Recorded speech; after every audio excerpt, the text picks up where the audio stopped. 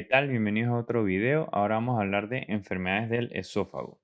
Entonces, primero que todo, sobre las enfermedades del esófago, usualmente se van a manifestar con disfagia o con odinofagia.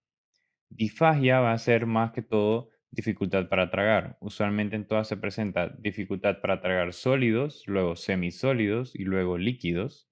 Y bueno, odinofagia, que puede haber dolor al tragar. Esta va a ser una minoría de los casos, específicamente con esofagitis, que la voy a mencionar al final. Pero la mayoría de las otras se van a manifestar predominantemente o casi que únicamente con disfagia. Disfagia se puede dividir entre disfagia orofaringia, o sea, de las partes superiores del esófago, o disfagia pues ya misma esofágica. Disfagia orofaringia usualmente lo vamos a considerar dentro de las enfermedades esofágicas porque me habla un poco más de desórdenes neurológicos. Por ejemplo, un paciente que tuvo un SB, enfermedad de Parkinson, distrofia muscular, etcétera. Por darles un ejemplo, un paciente que tuvo un SB, una enfermedad cerebrovascular, tuvo un stroke de la arteria cerebral media, y entonces uno se da cuenta que a ellos les cuesta tragar, entonces están en riesgo de aspiración y broncoaspiración. Realmente, el único contexto en el cual necesito saber de estas enfermedades es que estos pacientes que tienen desórdenes neurológicos, si ellos están en riesgo de aspiración y broncoaspiración, hay que usar otros métodos de alimentación, por ejemplo, sonda nasogástrica, tarde o temprano algunos terminan con gastrostomía, etcétera. Pero lo importante de mencionar de esta disfagia orofaringia es solamente la parte de que es un poco más hacia los desórdenes neurológicos. Ahora vamos a pasar a la disfagia esofágica. Entonces, de la primera enfermedad que vamos a abordar en cuanto a disfagia esofágica va a ser acalasia. En cuanto a acalasia, usualmente nos imaginamos una imagen así, en donde el esófago está dilatado. Esto es un trago de bario. Un examen por trago de bario, un trago de bario es donde uno pues traga bario con un material radioactivo y entonces cuando tomo una radiografía al paciente, entonces puedo ver por dónde pasa este trago de bario. Y en el caso de acalasia, este trago de bario se va a quedar estancado en el esófago, más que todo en la parte distal del esófago, porque la patología de acalasia, lo que pasa es que hay un aumento del tono del esfínter esofágico inferior. Entonces, en estos pacientes, el esfínter esofágico inferior, vamos a decir que este es el estómago, que está aquí en amarillo. Aquí el esfínter esofágico inferior va a haber un aumento de tono. Con el aumento del tono, entonces todo lo que viene, el contenido alimentario, etcétera, va a quedar trabado en la parte distal del esófago. Entonces, este va a tender a dilatarse. Entonces, lo que vamos a ver es un esófago dilatado, más que todo en su parte distal, más que por esta patología primaria.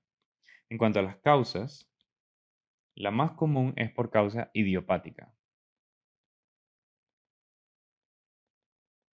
No sé cuál es la causa, pero la minoría de las causas sí sabré cuáles son de las acalasias y son, una puede ser por enfermedad de Chagas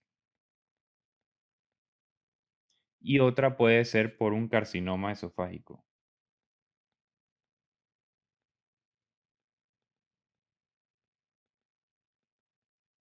Ok, en cuanto a la clínica, se va a manifestar, como ya habíamos mencionado, con disfagia. Primero no puede tragar sólidos, luego quizás no pueda tragar líquidos, así, etcétera. En cuanto al diagnóstico de estos pacientes, primero voy a hacerle un trago de bario. Como vimos, va a haber esta patología que usualmente se asemeja como al pico de un ave. Es usualmente a lo que lo comparan, este siendo más que todo el pico y como esta es la cabeza, bueno, esto es el bird's peak, le dicen en inglés. Entonces eso es lo que voy a ver en un trago de bario. Segundo, yo a este paciente para diagnóstico debo hacerle una manometría esofágica.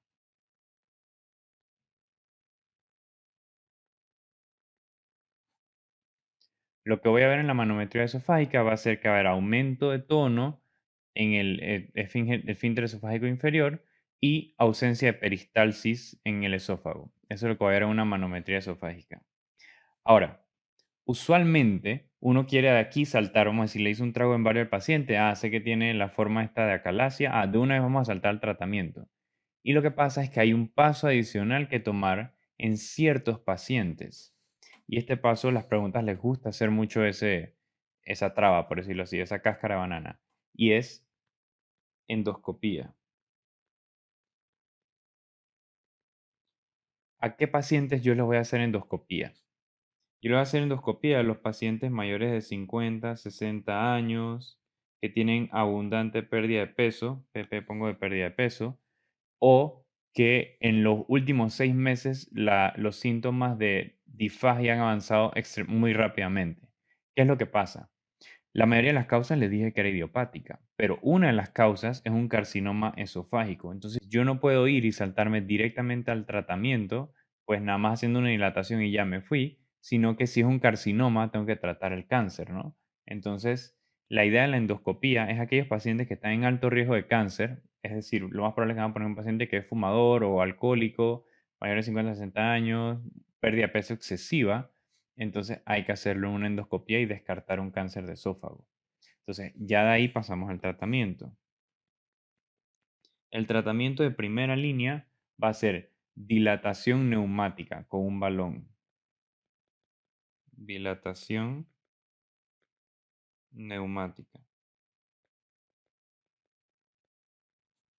Entonces, en los pacientes a los que falle estos los pacientes 80-85% van a mejorar con dilatación neumática. Si eso llega a fallar, la segunda línea sería toxina botulínica. Y si la toxina botulínica usualmente va a ser en los pacientes que son pobres candidatos quirúrgicos o bueno, quizás falla la primera. Y entonces esto es algo más temporal, o sea, los pacientes están aliviados como por unos 6 meses, pero no es pues tratamiento como que lo resuelve como tal. Y en caso tal de que no me sirve lo suficiente, puedo usar medicamentos. Y entre los medicamentos que puedo usar bloqueadores de canales de calcio o nitratos. Y otra técnica quirúrgica, además de dilatación neumática, puede ser miotomía quirúrgica laparoscópica en otros pacientes.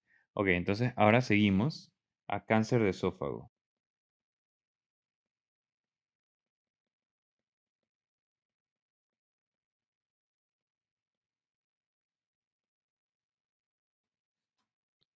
Ok, en cáncer de esófago yo tengo dos posibilidades. La primera, este siendo el esófago, vamos a poner esto. La primera posibilidad es que el cáncer esté en los 2 tercios proximales. Voy a poner uno acá en rojo que aborda los 2 tercios proximales del esófago, y la segunda opción, vamos a ponerlo en azul, es que el paciente tenga un cáncer en el tercio distal del esófago. En la primera que estábamos hablando, en el número 1, este cáncer usualmente va a ser un cáncer o carcinoma de células escamosas.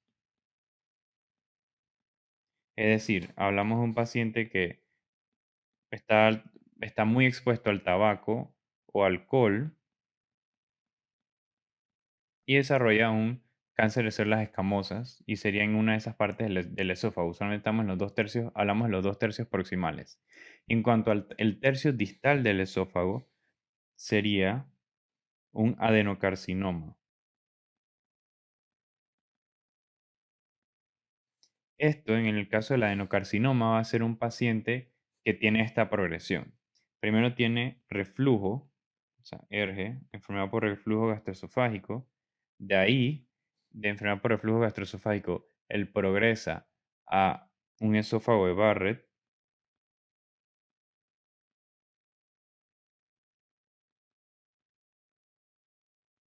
y de ahí progresa al cáncer de esófago.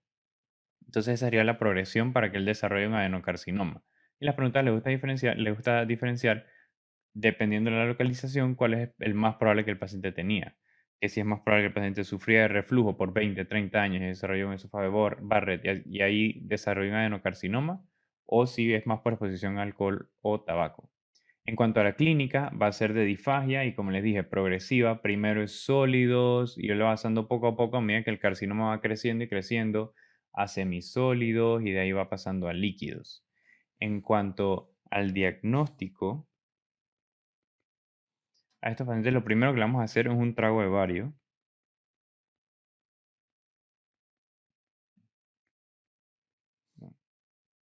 En el trago de bario voy a dar un defecto de llenado donde tengo el cáncer, es decir, toda esta parte se va a llenar de bario, bario, bario, y aquí como que va a haber una parte que no.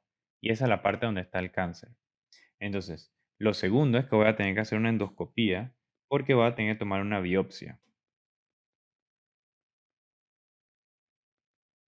Y bueno, lo tercero va a ser todos los otros pasos que van a hacer para estadiarlo, o sea, un CAT de tórax para ver si tiene linfadenopatía distales, si está regado, qué estadio es, incluso broncoscopía si es necesario ver si se regó a los bronquios, etc. El tratamiento va a depender de la extensión. El ideal es tratarlo quirúrgicamente. Ese sería el ideal, remover el tumor. Pero el problema es que usualmente para el diagnóstico los pacientes ya están bastante avanzados y como están bastante avanzados, entonces no es posible removerlo quirúrgicamente. Entonces, y uno no puede removerle todo el esófago a un paciente, por ejemplo. Entonces ya hay el tratamiento en los pacientes que no es localizado, va a ser pues con quimioterapia, por ejemplo, en cuanto ya el 2 en el caso de que no se pueda operar, puedo usar 5 fluorouracilo más radioterapia, pero el pronóstico va a ser pobre, de 5 a 25% de sobrevivencia a los 5 años. Eso en cuanto a cáncer de esófago. Entonces, en cuanto a otra enfermedad esofágica, hablamos de espasmo esofágico difuso. Ok, ¿qué es lo que vamos a tener en estos pacientes de espasmo esofágico difuso? Esto siendo el esófago, lo que vamos a tener es que, así como suena el nombre, distintas partes del esófago se van a contraer y contraer y contraer anormalmente. La causa de esto va a ser algo idiopático. Y lo que pasa es lo mismo que dice el nombre, las mismas células neuronales del esófago van a hacer que se dispare todo el esófago a la vez a contraerse y eso le va a producir al paciente un dolor inmenso. En cuanto a la clínica de esto, a diferencia de las otras enfermedades, los pacientes van a tener un dolor que se parece a infarto. O sea, va a ser un dolor precordial, súbito, agudo, me duele bastante, se parece a infarto agudo del miocardio. Pero claro, cuando ellos llegan al cuarto de urgencias, no tienen nada cardíaco, el EKG es normal, las troponinas quedan normales, le toman un segundo set de troponinas, también están normales, por ejemplo, etcétera. ¿Qué es lo que me va a identificar en la clínica que estamos hablando de un espasmo esofágico difuso? Que es algo muy importante, que se exacerba con líquidos fríos. Es decir, que en la historia usualmente me va a poner que el paciente tomó algún líquido frío, que sea agua fría, té frío, etcétera, y entonces eso le exacerba el dolor. Entonces eso es algo bien característico de espasmo esofágico difuso.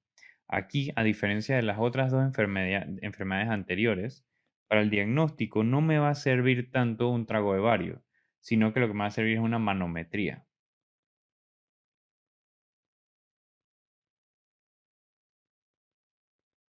Y voy a ver lo que dice la enfermedad. Voy a ver distintas partes del esófago contrayéndose a la misma vez. Y el tratamiento es sencillo. Para el tratamiento necesito bloqueadores de canales de calcio como nifedipina.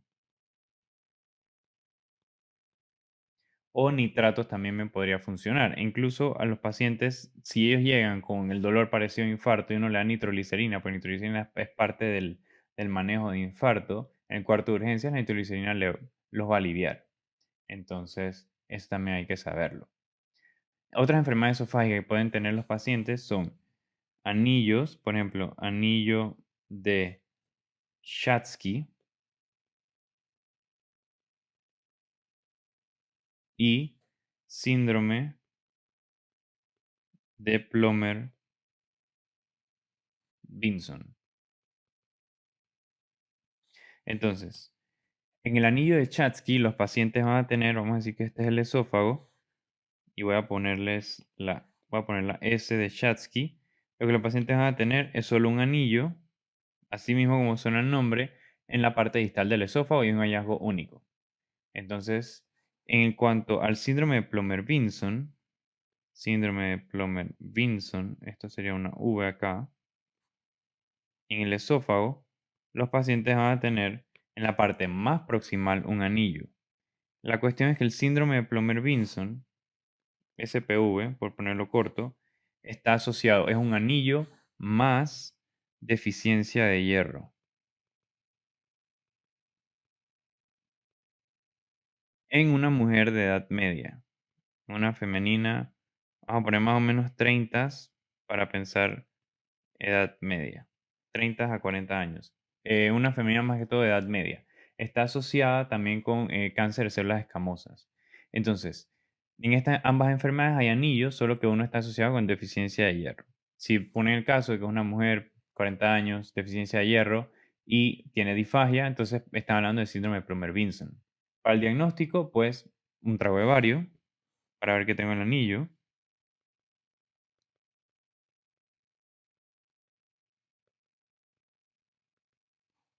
Y para el tratamiento, dilatación con balón.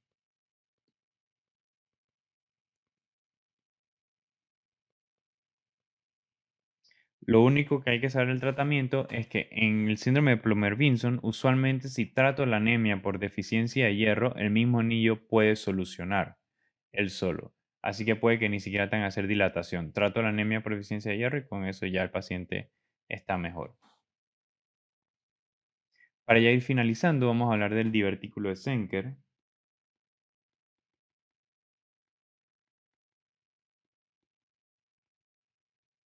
El divertículo de Zenker es más fácil si lo dibujo.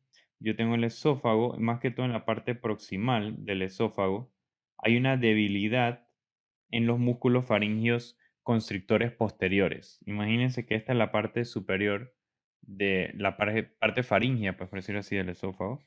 Y entonces, estos son los músculos y entre los músculos se genera una debilidad. Y por tanto sale un divertículo, en este caso un divertículo falso, en la parte superior. Este es el divertículo de Zenker. ¿Cómo se van a presentar los pacientes? Los pacientes se van a presentar, lo más común es halitosis, es decir, mal olor de boca. Ellos van a regurgitar lo digerido, la comida. Incluso pueden regurgitar comida que habían comido hace varios días, 2, 3 días, que se guarda en este divertículo y luego por alguna razón pues tienen ganas de vomitar o expir y los vomitan. Y claro, se van a presentar con disfagia, que es lo más común de las enfermedades esofágicas. Para el diagnóstico yo detecto esto con un trago de bario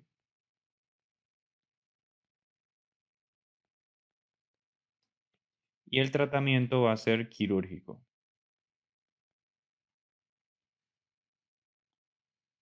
Remuevo la porción que está afectada. También el manejo es más que todo como para aliviar los síntomas del paciente porque es algo que es bien embarazoso, pues que le pase a alguien. Otras enfermedades esofágicas, quisiera poner Mallory Weiss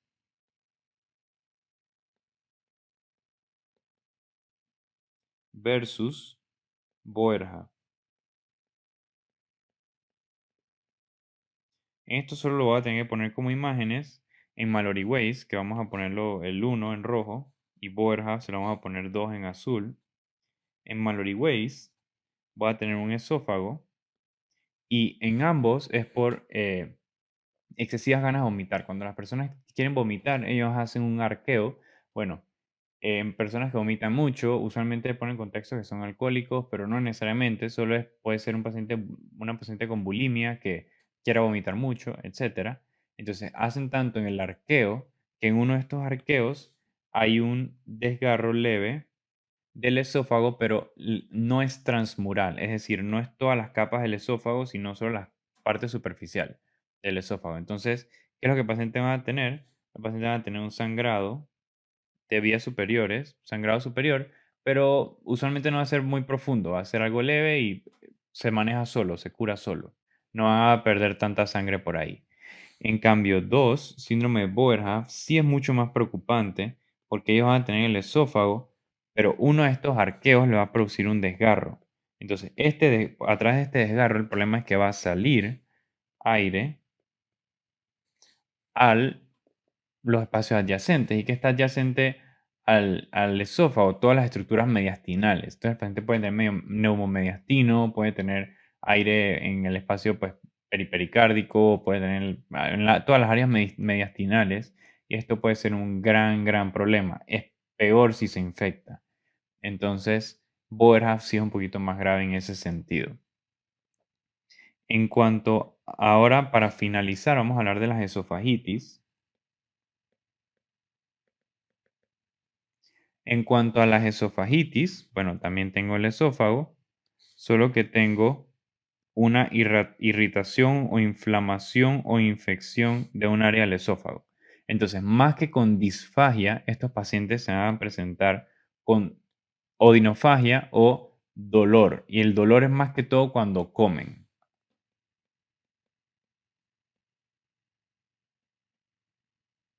Comen, tragan alimentos, cualquier cosa que pasa por el esófago, tragan una píldora, les causa dolor. Entonces, esto es lo que va a hacer esofagitis. Em, en cuanto a las causas, las podemos dividir en dos. Las podemos dividir en que son infecciosas y inflamatorias. En infecciosas, lo primero y más común que vamos a pensar es en cándida. ¿En qué vamos a ver cándida o esofagitis por cándida? Usualmente en los pacientes VIH con un conteo CD4 menor a 200. Usualmente. Ahora, también lo podemos ver en pacientes diabetes mellitus. Y las otras causas infecciosas, además de cándida, va a ser herpes simplex o por citomegalovirus, que ahora menciono un poquito más específico esas. En cuanto a las inflamatorias, pueden ser dos cosas. Usualmente lo van a mencionar relacionadas a medicamentos o puede ser por ingestión de cáusticos. Por ejemplo, un intento de suicidio. En cuanto a medicamentos, pueden ser muchos medicamentos. O sea, en medicamentos puede ser quinina, risendronato, vitamina C, cloruro de potasio, doxiciclina, AINES, sulfato ferroso, pero usualmente el que más van a mencionar es alendronato. Alendronato, que es un bifosfonato.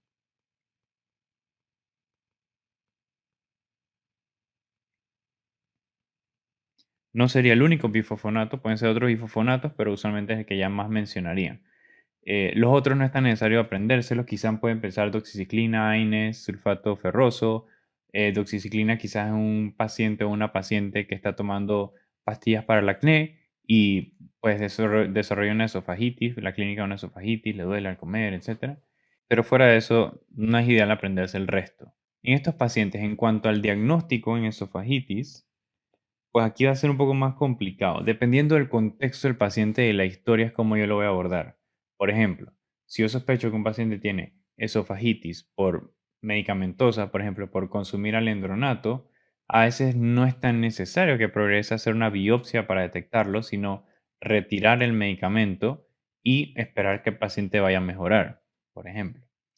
En cuanto a las causas infecciosas, que Candida es la más común, o sea que esta sería la que uno pensaría de una vez, si yo tengo un paciente que es VIH y tiene el conteo CD4 menor a 200, yo no le tengo que hacer ningún test diagnóstico. Yo lo que hago es que yo de una vez lo trato. Tratamiento, de una vez paso al tratamiento.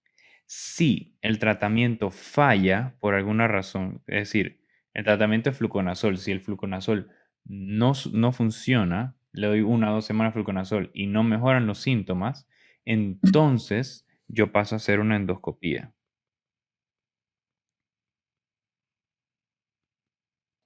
Una endoscopía buscando qué? Bueno, puede ser entonces ahora sí, herpes simplex o citomegalovirus.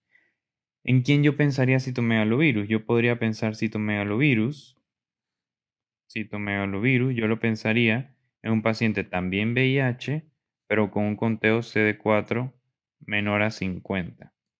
Usualmente, la esofagitis por Candida es tan común que uno pasa y la trata de una vez. Si el paciente no tiene Candida orofaringia, aún así puede tener esofagitis en un 30% de los casos, así que eso no necesariamente me lo descarta. En cuanto al tratamiento, ya hablamos que el tratamiento de si es Cándida mejora con fluconazol. Tiene que ser fluconazol y no puede ser nistatina oral. Nistatina oral es como yo trataría Candida orofaringia, pero no puede ser nistatina oral porque nistatina no va a funcionar para el esófago.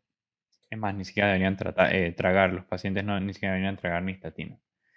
En cuanto al tratamiento, si la causa es medicamentosa, es retirar el medicamento, y si la causa es por ingestión de cáusticos, es limitar la exposición. Y bueno, más o menos eso sería con el tratamiento. Hay un tipo de esofagitis que no he mencionado, que sería esofagitis eosinofílica.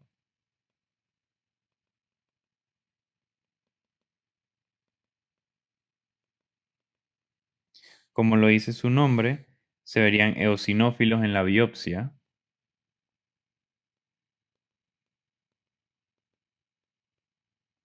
Este tipo de esofagitis es un poco más común en los pacientes que son alérgicos o asmáticos o tienen eczema. Quizás por visualización directa no es tan fácil darse cuenta. Lo que uno vería en el esófago, uno puede ver anillos, uno puede ver incluso partes lineares o incluso uno puede ver exudado también. Por endoscopía, aunque se lo puede sugerir ya para quizás para los gastroenterólogos que son expertos en endoscopía, para el examen lo más probable es que no mencionen tanto una foto de endoscopía. Y esta esofagitis se puede parecer a reflujo, o sea que si es más distal, pues puede confundirse con reflujo, y si es más proximal, sí puedo pensar un poquito más en esofagitis eosinofílica. Realmente, lo más importante es que si lo muestran en la biopsia, dicen que tiene eosinófilos en la biopsia, con eso va a bastar. Y el tratamiento de esofagitis eosinofílica va a ser fluticasona o budesonide en líquido tragado más un inhibidor de bomba de protones. Y ya, eso sería todo con las enfermedades esofágicas. Los veo para el siguiente video.